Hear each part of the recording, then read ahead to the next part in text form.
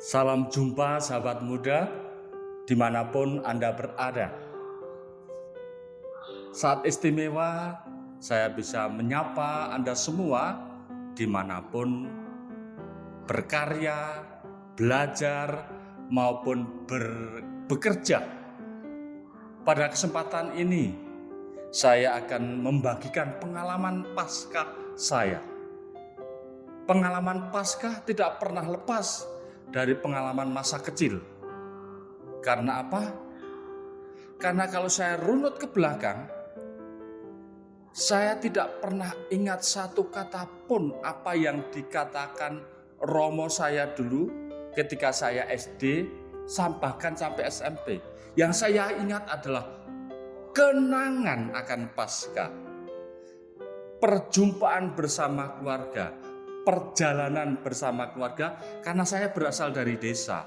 Sehingga kalau harus merayakan Paskah, jalan kaki dari rumah sampai ke gereja. Dan itu harus membawa petromax atau membawa obor. Ini pengalaman mengesankan. Maka yang saya kenang adalah kunang, kue, dan lemper. Itu pengalaman saya. Jadi Paskah peristiwa menggembirakan bagi saya, meskipun kata-kata belum bisa saya tangkap dan saya cecap secara mendalam. Tetapi keluarga saya mengajarkan bahwa pembiasaan diri sebagai anak-anak untuk terlibat dan masuk dalam peristiwa Paskah itu yang menumbuhkan bibit-bibit panggilan dalam hidup saya sebagai Yesuit. Saya Istanto Pramujo, Yesuit yang bekerja di Kolese Mikael sebagai superior rumah di sini. Apa pengalamanmu tentang Paskah sekarang? Masing-masing dari kalian pasti memiliki pengalaman Paskah itu. Entah peristiwa besar, entah peristiwa kecil, tetapi Injil Paskah hari ini mengesankan bagi saya. Karena apa? Paskah bagi para murid adalah perjalanan perjumpaan dengan Yesus yang bangkit itu sendiri. Dan yang istimewa, saya dengar teman-teman dari ISKS Solo, pengurusnya sekarang banyak perempuan. Dan ini mengesankan bagi saya. Karena apa?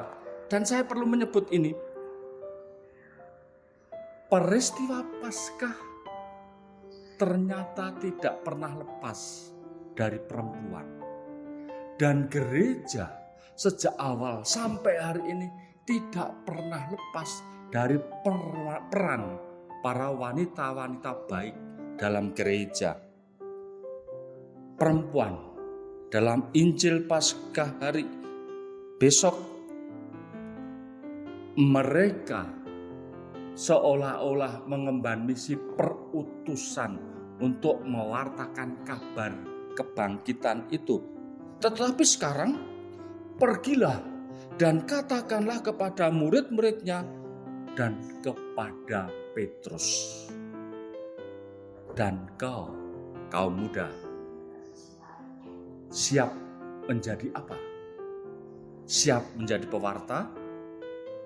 Siap menjadi pembawa kabar sukacita? Atau siap apa? Tantangan untuk kita semua. Tetapi yang jelas, jangan takut. Itu pertama. Karena apa? Adalah kata-kata pertama ketika perempuan itu berjumpa dengan Yesus yang bangkit, meskipun belum menyatakan diri sebagai Yesus yang bangkit. Yesus mengusir rasa takut perempuan itu dan juga mengusir rasa takut para murid-murid pertama. Ketakutan tidak menambah apapun dalam diri kita. Ketakutan membuat kita mungkret. Ketakutan membuat kita tidak berkembang. Maka ketakutan harus disisihkan harus dipinggirkan.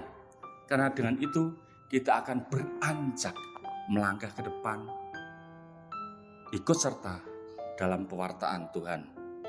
Maka ketakutan pasti bukan buah dari kebangkitan. Kaum muda yang berbahagia, perkenankan saat ini saya juga berbagi pengalaman Paskah. Bagi saya, Paskah tidak pernah dilepaskan dari pembasuhan kaki. Artinya, Paskah tidak pernah dilepaskan dari kamis putih. Paskah tidak pernah dilepaskan dari salib. Karena apa? Pelayanan dan pengorbanan total seperti Yesus melakukan pada murid-murid dan pada kita semua, itulah peristiwa Paskah yang akhirnya kita rayakan dalam kebangkitan. Cahaya kebangkitan tampak dalam cara bertindak kita, cara bertindak kaum muda, cara bertindak pengikut-pengikut Yesus. Maka titikannya jelas, buah-buah Paskah adalah kegembiraan, pemberian diri, pengorbanan. Tetapi wujud realnya apa? Apakah aku sudah belajar sungguh-sungguh? Pengorbanan. Apakah aku disiplin?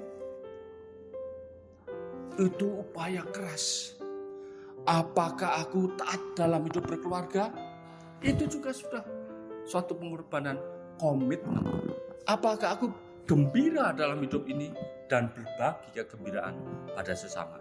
Maka Paskah saudaraku dan kaum muda sekalian adalah peristiwa perjumpaan yang menggembirakan, meneguhkan, tetapi sekaligus mengobarkan hasrat kita untuk berbagi kasih karunia dan kebangkitan serta kemuliaan itu dengan sukacita tanpa batas. Dan yang terakhir, jangan lupa rajin berdoa. Amin. Haleluya. Tuhan memberkati.